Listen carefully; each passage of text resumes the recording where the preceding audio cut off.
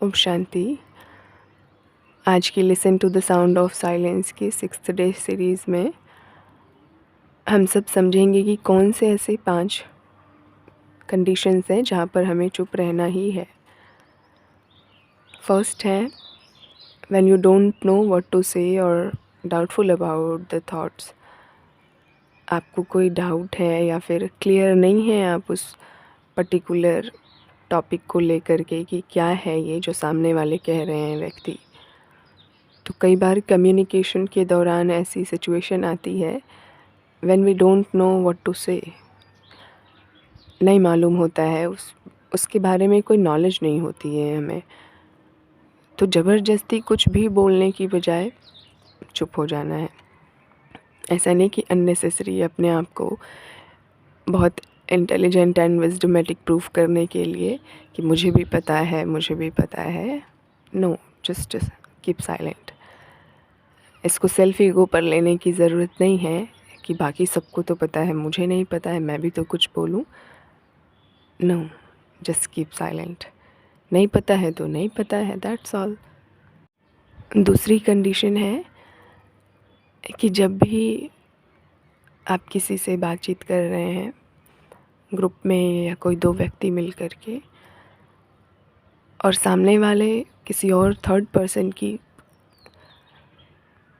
निंदा कर रहे हैं, क्रिटिसाइज़ कर रहे हैं उनको कि उन्होंने ऐसा कहा था, उन्होंने बुरा कहा था, या वो बुरे हैं, कुछ नेगेटिविटी अगर फैला रहे हैं तो don't be the part of negativity. आप अपने आप को उससे दूर रखें और कुछ ना बोलें उस टॉपिक पर। माना कि हमें किसी को कभी भी क्रिटिसाइज़ वाले शब्द नहीं बोलने हैं कि वो गलत हैं, वो रॉन्ग हैं, उन्हें ऐसा नहीं करना चाहिए था। This is all परचिंतन।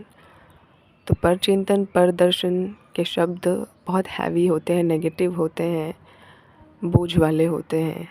So what you have to do, बोलना है तो क्यों ना हम अच्छा बोलें, एक एक शब्द को क्यों ना हम पॉजिटिव वाला बोलें। नेगेटिव दूसरों के लिए वो है तो है, दैट इज़ ऑल। हम नहीं हैं तो हम क्यों बात करें उस बारे में, या किसी को क्रिटिसाइज़ करके टाइम एनर्जी अपना क्यों वेस्ट करें हम। एंड इसका बोझ भी चढ़ता है सूक्ष्म में, इन वेरी सटल वे। पाप भी हमारा जमा होता है इससे। किसी की निंदा करना, किसी को क्रिटिसाइज़ करना, अपने मन में अकेले ही या फिर ग्रुप में, सामूहिक संगठन में बैठ कर के भी किसी को दोष देना, वो व्यक्ति वहाँ पे नहीं है फिर भी उनके बारे में नेगेटिव चिंतन करना, this is all bad vibrations. Energy and time को वेस्ट करता है और आपकी जो मौन की शक्ति जमा होनी चाहिए थी वो भी ख़त्म करता है। So what you have to do is, जहाँ पर भी क्रिटिसाइज़ वाले टॉपिक्स चल रहे हों, आप या तो वहाँ से हट जाइए या कुछ मत बोलिए उस टॉपिक पर, या फिर सामने वाले व्यक्ति को रोक दीजिए कि, या टॉपिक चेंज कर दीजिए कि लेट्स टॉक समथिंग न्यू। कुछ अच्छी बातें करते हैं ना, किसी को क्रिटिसाइज़ वाली बातें करके क्यों यहाँ की वायुमंडल ख़राब करेंगे, एनवायरनमेंट और नेगेटिव होता जाएगा इससे सभी का। So it's important that you have to aware कि आप किस डायरेक्शन में सोच रहे हैं, कितनी आपकी कंट्रोलिंग पावर है अपने ऊपर। सो सेकेंड इज़, जब भी क्रिटिसाइज़ कहीं भी हो रहा हो किसी का तो आपको वहाँ पर नहीं बोलना है कि हाँ हाँ आप ठीक कह रहे हैं, जस्ट कीप साइलेंट।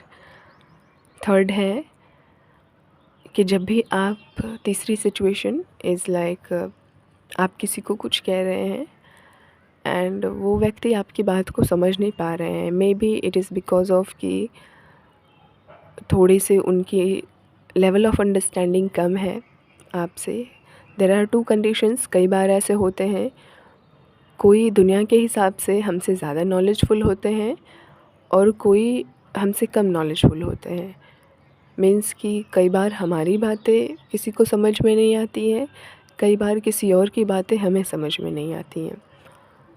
समझ में नहीं आना इन द सेंस कि वो क्या बातें कर रहे हैं। जस्ट लाइक कोई बहुत अच्छे हैं, उनको हमेशा पॉजिटिव बातें करना पसंद है और उनकी बात किसी ऐसे व्यक्ति से हो रही है जो थोड़े नेगेटिव टाइप हैं, लोगों का मजाक बनाना उन्हें पसंद है, या फिर अननेसेसरी झगड़े लड़ाई वाले बोल पसंद हैं, होते हैं ऐसे कई, तो फिर उनको आपकी बात पसंद नहीं आएगी।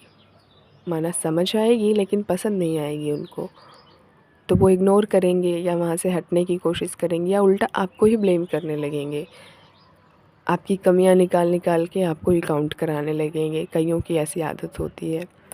सो जब भी आपको मालूम पड़ जाए that they are unable to understand your feelings and emotions, just keep silent. आप मत एक्सप्लेन कीजिए, ज़रूरत ही नहीं है, प्रूफ देने की ज़रूरत नहीं है आपको वहाँ पर, आप खुद ही, क्योंकि मास्टर नॉलेजफुल बन गए ना कि that the person is unable to understand my words. कोई ज़रूरत नहीं है फिर मुझे वहाँ पर बोलने की। तो आपकी साइलेंस वहाँ पर बेस्ट आंसर होगा, बेस्ट रिप्लाई होगा सामने वाले व्यक्ति के लिए। नेक्स्ट है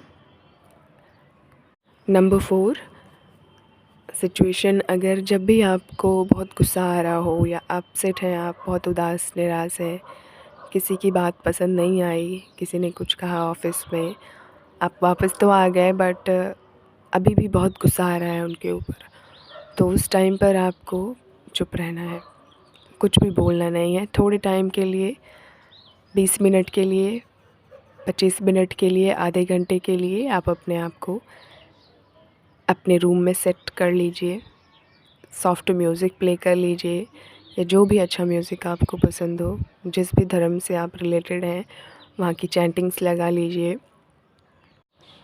दोनों हाथ की उंगलियां और पैर की उंगलियां आप ज़ोर से फोल्ड कीजिए, ज़ोर से मोड़िए अंदर की ओर। तो ये जो ज़ोर से मोड़ना होता है उंगलियों को, ये बहुत हेल्पफुल होता है क्रोध को बाहर निकालने में।